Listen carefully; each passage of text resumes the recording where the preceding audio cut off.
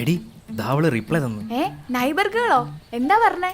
അത് U are the guy with the pink lungi right. നിന്റെ lungi famous ആയിരുന്നല്ലേ? എന്നെ കൊണ്ടൊന്നും സംസാരിക്കാനൊന്നും വയ്യ, ഞാൻ ലുങ്കി പോയി ആയി. എടാ നീ അവളോട് നോർമൽ ആയിട്ട് സംസാരിച്ചിട്ട് ഒരു കോഫി ഡേറ്റിന് വരുന്നോന്ന് ചോദിക്കി. എടി എനിക്കാവൊന്നും അറിയത്തില്ല സംസാരിക്കാനൊന്നും, ഞാൻ എന്തോ പറയാനാ. വെറുതെ സംസാരിക്കാൻ നിനക്ക് അറിയൂല, നീ അതും ഇതും പറഞ്ഞിട്ട് ഒരു കോഫി ഡേറ്റിന് അങ്ങ് കൊണ്ടുപോകും.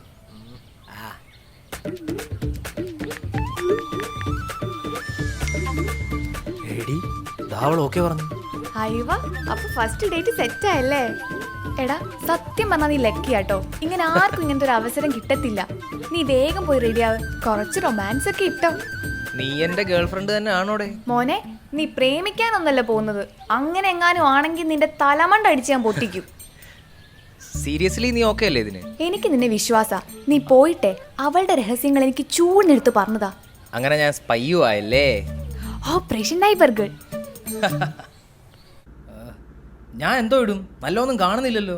എന്റെ പൊന്നു മോനെ, നിന്റെ തലാജിത്ത് ഫാൻ ക്ലബിന്റെ സ്റ്റിക്കറിലെ ടീഷർട്ട് ഇല്ലേ, അതൊന്നിട്ട് പോവല്ലേ. ഡാ ഇതിട്ട് നോക്കിയേ. ആഹാ, ഇത് കൊള്ളാലോ. പിന്നെ എല്ലാം തമാശക്കാട്ടോ, ലവ് ഒന്നും വേണ്ട. I B watching U. എന്തോ ഫസ്റ്റ് ഡേറ്റ് ആണേ, ആ പിങ്ക് ലുങ്കിയുടെ കാര്യമൊന്നും പറഞ്ഞേക്കല്ലേ. അവൾ ആ ടോപ്പിക്ക് ആദ്യം ഇട്ടാ ഞാൻ എന്ത് ചെയ്യും?